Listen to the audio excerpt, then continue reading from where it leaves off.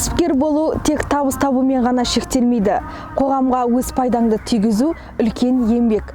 Бүгінгі біздің шығарылымыз Түркістан халқына медициналық көмегін тигізіп отырған ер азаматқа арналады. Назарларыңыз бізде болсын. Құрметті көрермендер, бүгін біз Түркістан қаласындағы оңалту орталығындамыз. Назарларыңыз бізде болсын. Сәлеметсіз бе, Хамза мырза? Қалыңыз қалай? Жақсы, Аллаға шүкір. Жұмыстан шаршамай жүрсіз ба? Наоборот, шаршамаймыз. Біз деген бұл жұмыстан ләззат аламыз ғой. Сіздердің оңалтарыңыздың аты қандай?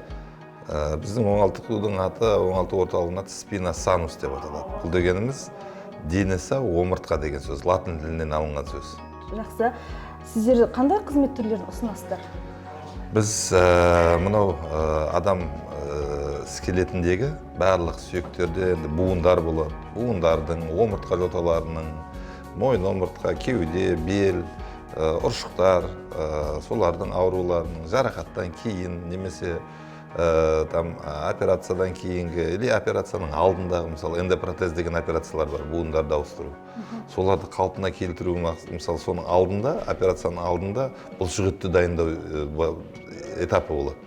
Сонда да қолдануға болады. Немесе операциядан кейін адамның тезірек жүріп кетуіне көмектесу. Сонымен қатар инсульттан кейін бірнеше инсульттардан, мысалға инсульт алғандардың адамдардың шектеулі қозғалыстарының көмектесіп, жатуылын айта алмаймыз енді бізге, потому что күндізгі стационар болғасын келіп кетеді. Кісілер балдары болады, туыс туғандары болады, алып келеді, мысалы соларға біз жаттығу жасату арқылы немесе жаңағы физиопроцедуралар жасау арқылы қалпына келтіруге көмектесеміз. Инсульт ауруы менің білуімше тек қана егде тартқан азаматтарда емес, жас жігіттерде де болып жатыр. Өте жиі қазір соңғы Бұл кезде. аурудың себебі не? Бұл ауруға шалдықпас үшін не істеуіміз керек? Енді салауатты өмір салты да бекерден бекер айтылмайды ғой. Сондықтан салауатты өмір салтын жақсы алып жүрген адам, немесе белгілі бір режимдерді сақтап жүретін адам болатын болса, инсульттың алдын алудың бір себебі сол деп есептеймін. Өйткені қан айналымымен байланысты нәрсе бұның бәрі. Адам мысалға стресс алатын болса, қатты, немесе өзінің жұмысының өзі, мысалы ауыр болатын болса, ауыр жұмыстың өзі де оған апаратын жағдайлар болады. Сондықтан салауатты өмір салты бұлдан бірден бір алдын алу сол. Жүйкемізді сақтау үшін ашуланбаймыз, деніміздің, тәніміздің саулығын сақтау үшін жаттығу жасаймыз дейсіз ғой. Енді жаттығу ол емнің бір түріне жатады.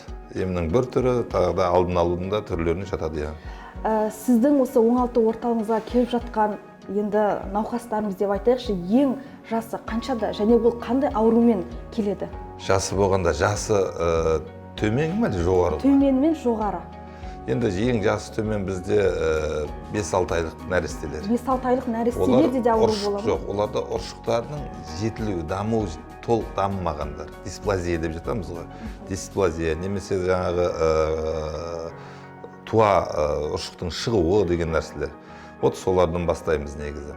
Ондайда науқастардың балалар бар енді. Ол науқас қатарына біз жатқызуға болмайды. Ол оны көмектесіп жүргізіп отқан емнің тарапы есебінен ол жазылып кететін нәрсе уақытында істесе. Қанша уақытта мысалға қаралса, ол балалар жазылып кетеді? Енді оны учаскелік дәрігерлер біледі. Олар өткен деген бала туылғаннан бастап бақылауда болу керек. 3-4 айлығында уже алғашқы диагноз қойылу керек. Ол керек па, керек емес па, или алдын алу керек па деген нәрсе 4-5 айлықтан бастап жұмыс істелінетін болса, 1 жасында бала нормально тез жүріп кетеді. Ұршық ауруы осы Түркістанда өте кең тарап жатыр. 2 баланың бірі ұршық ауруы. Қандайды бір ағайын туыс болсын, көрші қолаң болсын, еститініміз сол ұршығы шықпай қалыпты, ұршығы анандай, әйтеуір ұршықпен байланысты. Бұл экология ма, әлде бұл бір... Жоқ, бұл мен Түркістанмен байланыстырмаймын. Бұл барлық Қазақстанда солай. Қазақстан бола ма, немесе Ресей бола ма, Өзбекстан бола ма, бұл бір жағынан жақсы. Ол диагностиканың ерте дамып жатқандығында. Бұрын мысалға сосын, мысалға енді ол қазір именно бізге ғана тіреліп қалған нәрсе емес. Ол барлық жерде де бар. Бірақ чтоб учаскелік дәрігерлердің уақытында сапалы жұмыс істеуі, уақытында диагноз қоюы, бұл жақсы нәрсе. Сосын мен айтам постоянно. Екіншіден жаңа бұл ұршықтың шығуы неге көбейіп кетті? Себебі? Өйткені деген баяғы Совет одағы кезіндегі әжелер қазір жоқ. Бұрынғы әжелер немелерінің арқасын арқалап алып, байлап алып, шинаның қызметін әжелер атқаратын.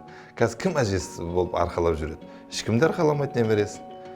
Яғни бәрібір сіз қазақи дәстүрге алып келіп отырсыз ғой. Жоқ, қазақи дәстүрге болғанда оның да просто бір жаңағы мен өзім ойым себебі деп айтамын дейді, өз ойымды. Аталарымыз, әжелеріміз, немерелерін арқасына арқалап, былай бүйтіп алып жүреді ғой. Байлап алып жұмыс істеп те жүре берді ғой. Ол деген көп пайдасы бар нәрсе. Яғни бала туылған кезде арқаға байлау, енді туыла салған баланы арқаға байлау қиын.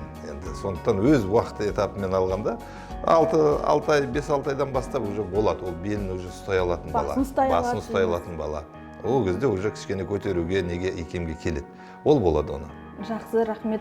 Енді жасы үлкен демек, жаңағы айтқаның, ең жасы үлкен бізде болғаны, так, ең жасы үлкен 92-дегі апайымыз болды да, 92 жастағы апайымыз болды. Енді ол кісі молодец, өзі жаңағы активно белсенді жүретін кісі екен. 92-де болса да таяқ ұстамай бізге келді. Белім ауырады деп келіп, енді ол кісі массаж нелерін алды. Тренажерға кіргізіп едік. Бір күн қатысты да енді мен жасыма деп енді не қылды. Бірақ ең жасы үлкен 92 болды. 92. Жалпы адамдар мейлі ол жас болсын, егде болсын, жасы есеп қалса да денсаулығын қарауға, жазылуға не қылу керек қой, ниеттету керек қой. Мен мысалға 90-ға келдім, мен 80-ге келдім, бір аяғым көрде, бір аяғым жерде деп айтуға болмайды ғой. Дұрыс айтасыз. Енді бұл жерде тағы да айтылатын нәрсе, мысалға, қазір мен келген науқастарға да, жаңа келіп отқан келушілерге де айтамын. Жастар бізде өз денсаулығына қарамайды. Олардың қол тимейді. Ана жұмыста болдым, ойбай, ақша табуым керек, басқа, анау, мынау деп бізге келуге қол тимейді. Бізге көбіне келетін, мысалға, 60%, 60-70%, 60 жаспен 55-60-тан жоғары қарай. Ол неге? Уже пенсиялық, зейнеткерлік жасқа шыққан апалар, аталар, олардың да өмір сүргісі келеді, олар қызығып, қыдырғысы келеді, мысалы, той-томалаққа барғысы келеді. Неге мысалы олар ақсаңдап бару керек? Неге отыра алмай қалу керек? Сондықтан олар уже өздерінің денсаулықтарына көбірек солар қарайды. Көп келетін солар негізі. Енді оңалту орталығыңызды өзіңіз аралатып, өзіңіз әрбір бөлмесін таныстырып өтіңіз. Жақсы.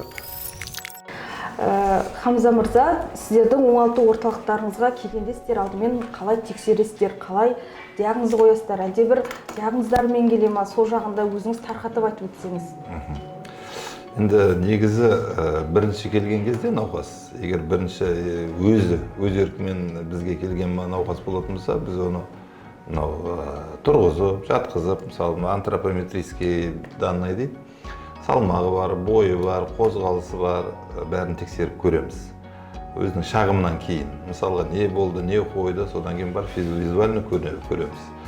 Енді біз өзіміз мына жерде диагностикалық жаңа рентген или қосымша заттар жүргіземіз деп айта алмаймыз зерттеулерді. Біз оларды ұсыныс береміз, мынандайдан өтіп келуге деп. Содан кейін соған қарай елейтін болмаса, мысалы емханадан, мысалы мынау келді емханадан жоспарлы түрде бізге біз мына мемлекеттік әлеуметтік сақтандырумен мысалы келісімшартқа отырғанбыз. Халыққа көмек көрсету бойынша. Сол бойынша тегін көмек көрсету бойынша күндізгі стационарға емханадан жолдамамен келеді, олар бұл жерде түгел уже дайын келеді. Олар барлығымен бетіп тексерулерін өткізген, бәрі компьютері бар, анализі бар, бәрімен дайын күйінше келеді. Мысалы, эмбрионный заключениелері, жүректерін тексерген. Бұл бойынша біз қосымша зерттеу жүргізбейміз. Науқастың өзін көріп, содан кейін барып, ары қарай қандай ем-дом жасайтынымыз ақылдасамыз. Сіздердің қызмет түрлеріңіз жекеменшік болғандықтан ол ақылы болады. Сондықтан да өзіңіз ашып айтсаңыз, қай ауруға, қай мысалға ем-дом бағасы қанша? Енді жаңа айтып отырмын, бізде енді біздікі жеке жаңағы жауапкершілік шектеулік серіктестік болғандықтан бізде ақылы емдеу түрлері бар. Негізі жаңа айтып отырғандай әлеуметтік сақтандырумен келісім шартқа тұрғаннан кейін көбісі келетін қазір тегін келеді, көбісі. Олар жаңа бір курс лечения, жаңағы емі, бір апта 10 күн тегін ем алылады. Ол жерде жаңа қазір көрсетеміз. Физиопроцедуралар, жаңағы тренажерда әртүрлі жаттығулар жасау соны жүргізеді. Ал ақылы болатындар, мысалға, олар басқа жақтан, Түркістан қаласының азаматтары емес кісілер. Олар мысалы Қызылордадан, бізге Алматыдан да келген кісілер бар, Шымкенттен. Олар ақыл өтеді. Ең жиі келетін осы қалалар ғой. Бізге басқа қалалардан келіп жатқанда, осы қалалардан бізге келген кісі науқастар. Енді ақылы бізде мүмкіншілік келгенше бір курс жүргізуге тырысамыз. Бізде бір курс бір ай. Сол кезде ол науқаста нәтиже шығады. Жаңағыдай бір апта, 10 күн болады. Енді ол мәселе ақшасын алуда емес. Бірақ одан аса көп нәтиже күтуге болмайды. Кішкене жеңілдетіп беруге болады, ары қарай көп нәтиже шықпайды. Енді көрермендерімізге түсінікті болсын, бағаға нақты тоқталып өтсек. Бағаға жаңағы айтқандай бір айлық ем жүргізілетін болса, бір айға 50 000 теңге. Күніге келеді ғой? Жоқ, мысалға алғашқы бір 12-13 күн бола ма, 14 күн бола ма күнде келеді. Ол жерлерде мысалға оның ішіне кіретіні жаңағы магнитотерапия, миостимулятор, парафин, массаж, дарсонваль, лазерная терапия и негізгі тренажерда жаттығу жұмыстарын жүргізу. Соның бәрі соның ішіне кіреді. Жеке-жеке бүйтіп біз енді мысалға жеке бір массажға ғана ешкімді қабылдамаймыз. Өйткені жеке массаж жасайтын мекемелер көп, жетеді. Бізге ол комплексні бірлесіп тұрып істесе нәтиже шығады.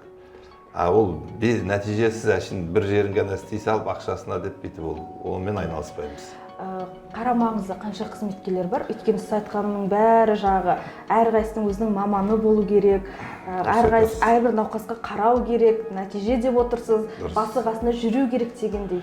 Енді бұл оңалту орталығын біз әріптесім Ерлан досымыз екеуміз ашқанбыз. Ол өзі детский хирург, балалар хирургы. Балалар жағынан да қараудан ол қарайтын болса, мысалы, мен өзім ересектер травматолог ортопедпін. Қосымша бізде невропатолог бар, ол кісіні керек кезінде біз шақыра аламыз өзімізге. Дәрігер ЛФК бар.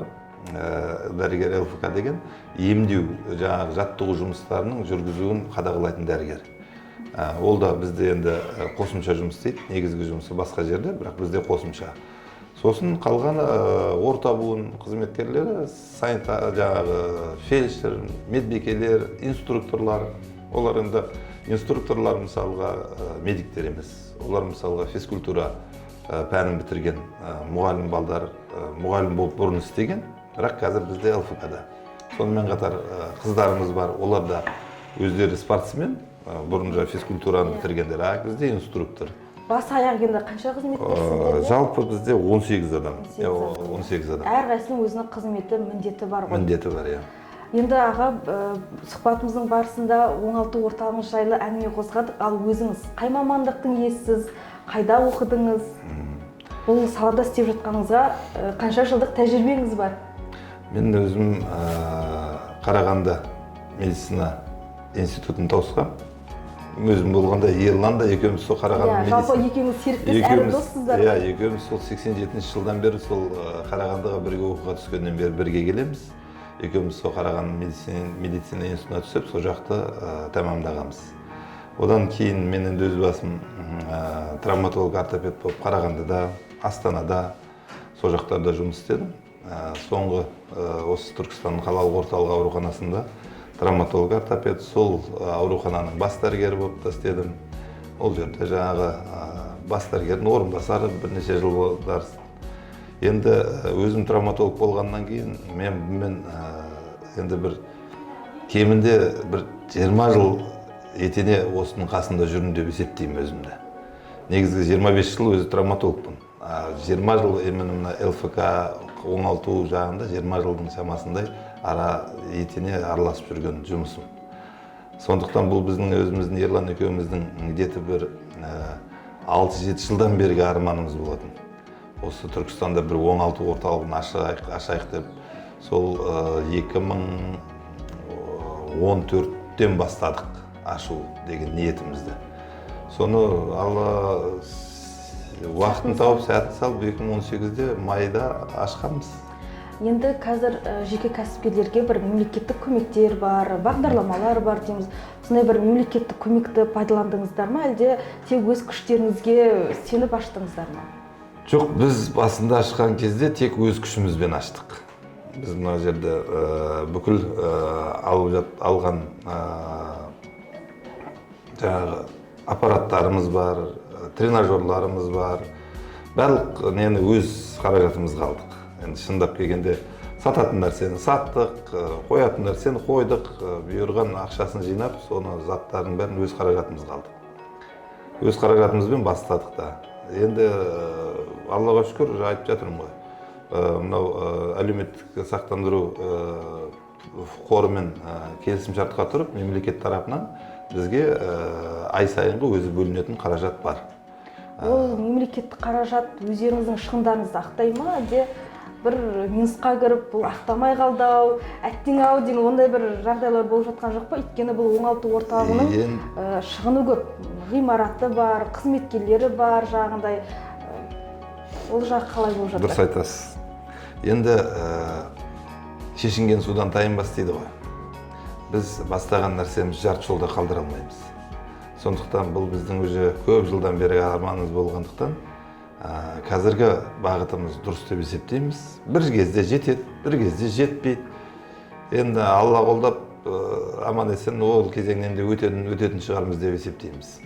Жақсы аға, сіздердің енді жаттығу залдарыңызға барайық, көрейік, о жақта қандай жағындай іс-әрекеттер болып жатыр екен, тіршілік болып жатыр екен. Өзіңіз аралатыңыз. Хамза мырза, жаттығу залыңызда енді бірнеше жаттығу құралдары бар. Негізгісі осы сияқты ғой. Негізгі бұл деп айта алмаймыз. Бізде барлығы әр нәрсеге қатысты болғандықтан, бұл жерде мысалға біз көбіне инсульттан кейінгі адамдардың жүріп тұру, мысалға мына баспалдақпен шығуды үйрету сияқты нағымен келіп, бұл енді қосымша сатқу тақтасы. Бұл деген мысалға аяқтың рецепторлардың бәрі табанда болады ғой. Суд жоқ бойынша, мысалы, алақанмен табанда. Это Қытайдың несі бойынша, диагностикалық. Сондықтан, мысалы, табан арқылы адам ағзасына рецепторларымен тітіркендіріп жіберу түрі.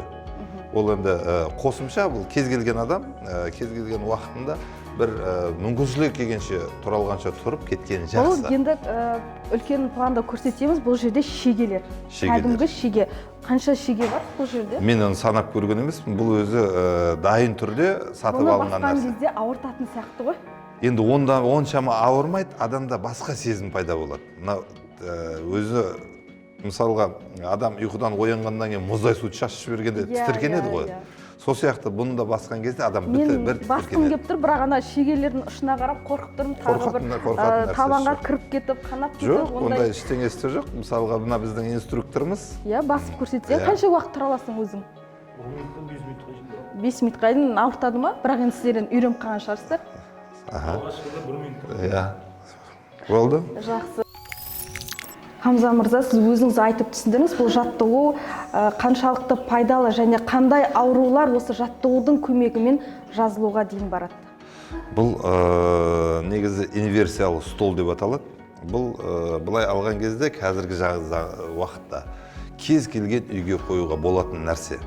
Бұл деген мысалға аяқтың тамырларын варикоздар, аяқ мысалы көбісі қазір отырып жұмыс істейді, компьютерде отырады, қан айналымы деген тоқтап қалады ғой. Сол кезде мысалға содан шыққаннан кейін инверсиялық столға келіп тұрып, жай былай көтерілетін болса мысалға, мына тұрғанда қазір омыртқа буындарына, мойын омыртқалар буындардың бәрі тартылып жатыр қазір. Бұл деген сөз уже буындарға омыртқалардың арасында разгрузка болады. Сонымен қатар қан төмен қарай кетті. Басқа қарай қан жүрді. Енді бұл деген қанның, мидың қан айналымында тренировка жасауға болатын нәрсе. Өйткені деген, жаңа айтып отырмын ғой, компьютерде отыратын адам бәрі уже миы деген ісініп, басы ауырып, сондай болып шығады ғой. Бұл кезде бұның өзі де көп пайдасы бар. Бұл жаттығудан кейін көзің шырақты ашылатын сияқты ғой. Енді бұны үйретіп, бүйтіп не қылатын болса, мысалға, таңертең кешке 2 мезгіл хотя бы адам үйде осылай жаттығу жасайтын болса, ол көп аурулардың өзі емдеп алуына болады.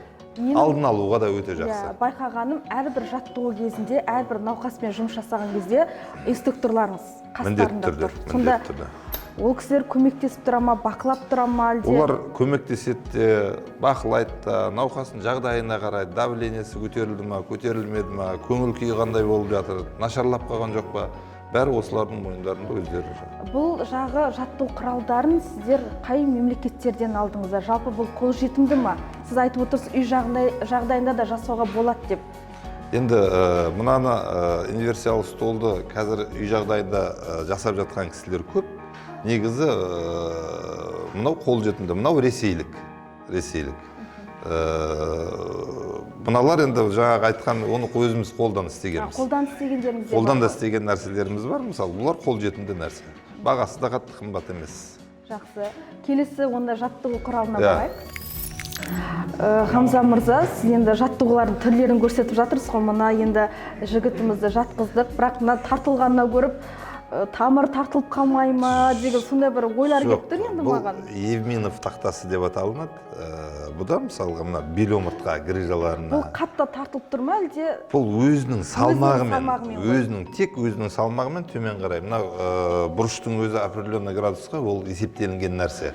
Мысалға мынаны көтеретін болсақ, тағы да салмақтың тартылуы күшейеді. Мынау шведский стенка ғой, мысалға мынау шведский. Бұнда бекерден бекер қойылған нәрсе емес. Мынаны жоғары қарай көтеріп отыру арқылы түсетін салмақтың күшін контроль жасаймыз. Сонымен қатар аяқтарды қозғап жатыр ғой. Мысалға былай неғылған кезде мынаны көтер, просто аяқтың өзін көтер. Мысалы былай неғылған кезде бел бұлшықеттерін күшейту. Жамбас, бел бұлшықеттеріне салмақ салу. Сіздердің оңалту орталықтарыңыздан кейін жаңағыдай келген жаңағыдай адамдар бір реңдері кіріп, бір сыптай болып, артық салмақтан айырылып, бір керемет бір күш қуат алып, бір шынығып шығатын сияқты. Өйткені сіздер Аллаға шүкір. Бірнеше түрлерін көрсетесіздер. Көңіл бөліп қарайсыздар. Әрбір науқастың алдында мысалы инструкторларыңыз бар. Сондықтан да мен ойлаймын, бір үлкен нәтижеге қол жеткізесіз деп. Әумин.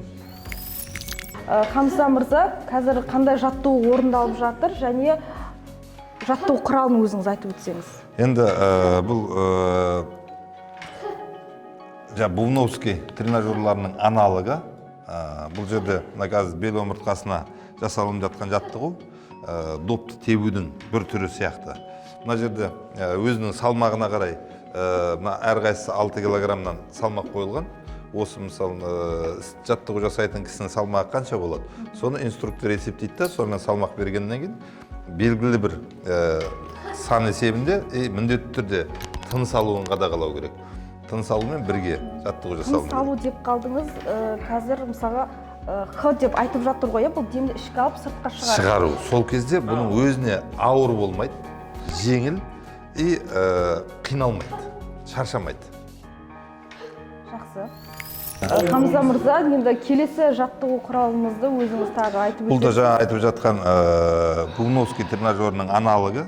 Бұл жерде мысалы науқас қазір мойын омыртқа, бел омыртқалар, кеуде омыртқаларына жасалынып жатқан жаттығу. Бұл жаттығудың аты өзі березка, қайың деп аталынады. Көрдіңіз бе, мына керілген кезде қайың сияқты керіліп тұрады. Салмақтың әсерінен керіліп созылады. Бұда мысалға омыртқаларды опять-таки күштеп емес, адамның өзінің бұлшықеті есебінен созу. Мен таң қалып тұрмын да, осындай бір ауыр жаттығу, енді көз алдым ауыр болып тұр. Бұл ауыр емес, өзінің салмағына қарай. Жоғары көтеріп, оны үлкен кісілер жасай ала ма? Оны 60-70 жастағы апаларымыз, аталарымыз жасайды. Дәл осы жаттығуда. Осы жаттығуға қызығады ол кісілер. Бұл бір не беретін сияқты, жаңа адамға жеңілдік, сондай беретін сияқты. Қан айналымын жақсартады ғой. Омыртқа аралық қан айналымын жақсарғаннан кейін адамның мынадан кейін жаттығудан кейін шаршамайды. Керісінше демалып шығады. Бұл жаттығулар тәбетті аша ма? Мысалға бәрібір күш жұмсайсың, терлейсің. Ашады, тәбетті ашады. Осындай жаттығулардан кейін қалай тамақтану керек? Енді біз жаңағы айтамыз ғой, өзі қазақтың әдеті пока болды, кішкене демалырсың. Енді отырып етті жеу ғой. Енді жаттығудан кейін міндетті түрде тойып тамақ жеуге болмайды. 1-2 сағаттан кейін, жаттығудан кейін, 1-2 сағаттан кейін, 1 сағаттан кейін уже тамақ жей беруге болады, жеңіл тамақтар. Көкөніс, жеміс жидек, айран. Болады. Содан кейін барып, өзінің күнделікті режимімен тамағын ішіп жүре береді. Тек жаттығудан кейін адам тойып тамақ ішпеу керек. Және тойып ұйықтамау да керек шығар. Иә, дұрыс айтасыз. Жарайды, жақсы. Рахмет. Мынау сауна ғой. Да, бұл мысалға жаттығу жасап болғаннан кейін, жаңағы жаттығу омыртқа, буындарға жаттығу жасап болғаннан кейін кейбір науқастарымыз болады, соған міндетті түрде қолданылатын нәрсе. Бұл 65 градусқа дейін апарып, инфракрасный өзінің сәулесі бар, соны қойғаннан кейін, бұның ішінде уақытпен, мысалға уақыт, мынаны қоямыз, мысалы 15 минут. 15 минут. Мынау мысалға градусын 65 градусқа дейін апарамыз. И сонымен ол ішінде 15 минут отырады. Ол опять-таки мынау қан айналымының дұрысталуына, өзі науқастың мысалға тренажердан кейін шаршауына бәрін, енді шлактар шығады ғой. Осы 15 минуттан кейін мына жаққа шығып, душқа түседі да, душтан кейін шығып кете береді. Бұл енді кішкене ғана бір бөлмеңіз бар екен. Бұны енді ішінде науқастар бар, оларды мазаламай қояйық, өзіңіз. Бұл жерде бізде физик кабинет деп айтаймыз, бөлме. Мына жақта бізде массаж, миостимулятор, магнитотерапия, лазеротерапия, дарсонваль, осының ішінде парафин, бәрі осының ішінде жүргізіледі. Бұл жерде қазір 6 жатын орын бар. Сол жатын орында бізде 4 қызымыз көмек көрсетеді. Жақсы. Бұл емнің түрі прессотерапия деп аталады. Бұл мысалға ауа арқылы бүкіл денені аяқтан бастап, аяқтың басынан бастап, кеудеге дейін аппараттың өзі қысып жіберіп отыру арқылы мына қан айналымы, біздің ем-домның бәрі қан айналымымен байланысты. Лимфаны, қанды төменнен жоғары қарай қууына көмектеседі. Бұл жерде сонымен қатар астында өзімен бірге мына аппараттың ішінде тағы да инфракрасный жаңағы излучение бар, ысып тұрады өзі. Сонымен жарты сағат, 40 минут, 1 сағатқа дейін жатуға болады. Бұл процедурадан кейін, науқас шыққаннан кейін міндетті түрде душқа кіріп, жуынып шығады. Өйткені бұл терлетеді қатты. Денеден шлактың шығуына көмектеседі. Бұл процедураны кемі қанша рет қабылдау керек? Енді 5-ден 10-ға дейін қабылдауға болады. Сол кезде нәтиже болады ғой? Да, нәтиже болады. Жақсы. Сосын мұнанда сразу. Қазынан айтайын. Камера осып тұр ма? Мұна аппаратыңыз бұл бөлек аппарат сияқты ғой? Бұл аппарат бізде косметологияға арналған аппарат. Косметология дегенде мысалға целлюлиттер, мынау кавитация, мынау РФ лифтинг, мынау вакуум массаж, мынау лазер. Мысалы, бұл алғанда 6 қызмет бір аппаратқа жүктелген. Бұнымен біз мысалға терілердің майғабаттарын азайту, теріні тарту, енді әрлендіру жағына бөліш көмектесетін нәрсе. Көп қыз-келіншектеріміз қорқып жатады, осына бір аппарат астына түссек, бір жағынан әдемілік, бірақ екінші жақ ертең бірнеше жыл өткен екен, екесе жағында зиян тиіп қалмай ма деген. Бұда зиян жоқ. Бұл жаңағы механикалық түрде мысалға кесу, немесе басқа бір нәрсені қою емес. Бұның мысалға мақсаты кавитация. Кавитация дегеннің өзі мысалға майды еріту. Майды ертіп, мынау РФ лифтинг жасаған кезде сол ерген майды бұлшық ет терінің астына қарай жіберу. Су ериді ғой енді. А вакуум массаж сол терден тұрған нәрсені терінің эластикалық күшін жақсарту мақсатында. Сонымен алғанда өзі... Оны бір қабылдап, әдем болғаннан кейін тәуелді болып қалмаймыз ба бұл аппаратураға? Мен білмеймін, тәуелді болады деп айта алмаймын, бірақ көбісі шегіне жетпейді. Бұны бір аптасына 1-ақ рет қабылдауға болады, кавитацияны. Кемінде 5 рет қабылдау керек. Бір процедурадан кейін уже нәтижесін көруге болады ғой, әлде 5 реттен кейін барып? 5 реттен қабылдаған кезде жақсы нәтиже шығады. Бірінші процедурадан кейін алғашқы нәтиже көруге болады негізі. Енді сұлулық десеше, кез келген енді қыз-келіншектердің құлағы елең ете қалады. Мына ваннаға қарап, осы бір нәзік жандыларға арналған ба деп ойлап тұрмын. Бұл ваннаның ерекшелігі басқа ванналардан. Бұл жерде біз скипидарды қолданамыз. Мысалға, мынау сары скипидар. Бұл скипидар. Мынау ақ. Бұл егер білетін болсаңыздар, Залманов ваннасы деп кезінде айтылған, соның әдісімен шығарылған нәрсе. Бұл да мысалға біреудің давлениесі жоғары болатын болса, ақты қолданады, давлениесі төмен болатын болса, сарыны қолданады. Мысалға біреулер салмақтарын кетіру керек болады. Оған да әсері бар. Аллергия бола ма? Бұның скипидарлы ваннаның пайдасы өте зор. Бұның қарама қарсы келетін аурулар енді сирек. Онкология енді, тер аурулары олар болмайды, қалғандарының көбісінде бұның пайдасы зор. Бұл өзі дәрі қай жерден келеді? Бұл аптекаларда сатылады. Негізі аптекада сатылады. Қазақстандық өнім ба, әлде шетелдік Жоқ, ба? бұл ресейлік. Сосын бұны мысалға үйдік жағдайда да қолдануға болады. Инструкциясын бәрін дұрыстап оқып отырып. Бірақ енді үй жағдайда артық қыламын деп түртіп қылып аламыз. Жоқ, бұда просто бір нәрсесі 15 минуттан арты жатпайды. Сосын әр дозаларын орнымен қосу керек. Бірақ несі үйдегі жағдайда мысалға кейбір жағдайларда иіс шығуы мүмкін. Скипидардың өзінің иісі болады. Судың жағы жылулығы қандай болу керек? Жылулығы 40 градус. 40 градус. 38-40 градус, одан аспайды. 15 минут жатады, болды. 15 минуттан кейін адам оралып алып, жақсылап отырып, шайын ішіп, бір 2 сағат отырса, бүкіл денесіндегі шлагын шығарады. Тер арқылы шығады ғой? Тер арқылы шығады. 2 сағаттан кейін жуынады да, ары қарай өзінің жұмысын істейді. Сіз өзіңіз қолданасыз ба осы әдісті? Мен кейбір уақыттарда қолданам. Кейбір Қалай уақыттарда. енді? Жақсы, нәтижесі жақсы. Жақсы. Хамза мырза, енді оңалту орталықтарыңыздың енді мен өзім бірнеше түрін көрдім. Тағы бір қалып кеткені бар ма әлде? Осы ғана қызмет түрлерін ғана ұсынасыздар ма? Біз жаңағы айтылғандардан басқа қосымша лаймен емдеуде қолданамыз. Лай жаңа органның алынады. Жаңа органдағы жаңағы санаториялармен келісімшартқа отырғанбыз. Ол жақтан біздің сұраныс бойынша ол кісілер береді. Соны жергілікті бір буындар, мысалға омыртқаның ба, или буындарға ма керек болған жағдайда ол лайды қолдануға болады. Сіз енді дәрігерсіз, дәрігер бола тұра халықтың қамын ойлап, осыны бір үлкен оңалту орталығын ашып, оны жүргізіп, науқастарымыз жазылып, үлкен бір нәтижеге қол жеткізіп жатыр.